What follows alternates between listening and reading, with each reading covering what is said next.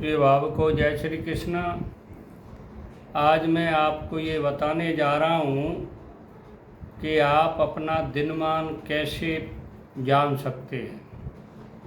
देखिए, दिनमान जानने के कई तरीके हैं। एक सरल तरीका है जो मैं आपको बता देना चाहता हूँ।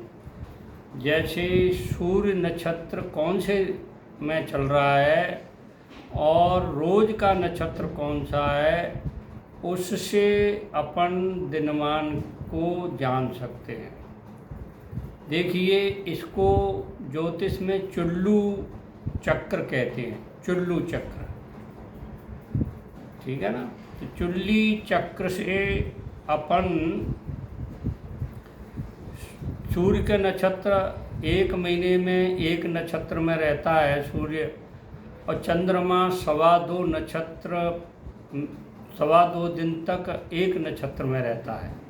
तो देखिए, सूर्य नक्षत्र जिसमें हो, यानी जिस नक्षत्र में सूर्य हो, उससे जिस दिन आप मालूम कर रहे हैं उस दिन का दिनमान कैसा रहेगा। तो देखिए, सूर्य से वो नक्षत्र छठा होगा, यानी सूर्य नक्षत्र से चंद्र नक्षत्र छठा होगा। रोज का जो नक्षत्र जिस दिन पूछ रहे हो वो नक्षत्र अगर सूर्य नक्षत्र से छठा होगा तो वो जो आदमी प्रश्न कर रहा है उसकी पीठ पर होगा।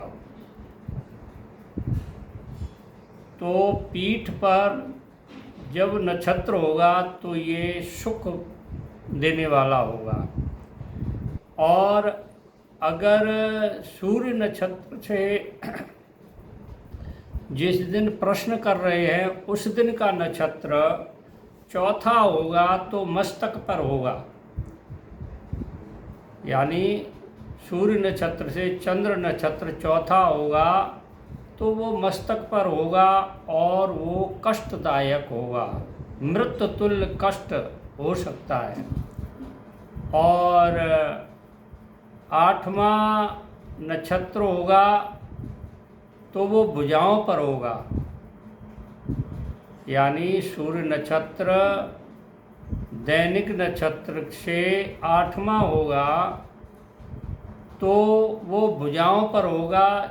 जब भुजाओं पर ये सूर्य नक्षत्र होगा तो शुभ प्रद होगा, सुख देने वाला होगा, कोई लाभ या अच्छे समाचार मिलने वाले होंगे। अब देखिए, उसके बाद में 5वां नक्षत्र क्रम से छठा, छठे से चौथा, चौथे से 8वां, 8 में से 5वां नक्षत्र दैनिक नक्षत्र सूर्य नक्षत्र से जिस दिन होगा वो प्रश्न पूछने वाले के पेट पर होगा। तो पेट पर अगर दैनिक नक्षत्र हुआ तो नाश हो सकता है, कुछ चीज़ में हानि हो सकती है। और अगर सूर्य नक्षत्र से जिस दिन प्रश्न पूछ रहे हैं दैनिक नक्षत्र रोजाना का जो नक्षत्र है वो अगर दूसरा होगा तो भुजा पर होगा, और भुजा पर वो लाभदायक होगा, भोगप्रद होगा, ऐशो आराम का दायक होगा। अगर उससे भी दूसरा नक्षत्र पैरों पर होगा, पैर पर जो नक्षत्र होगा दैनिक नक्षत्र सूर्य से दूसरा, तो देखिए स्त्री नाशक होगा, पत्नी का नाश हो सकता है।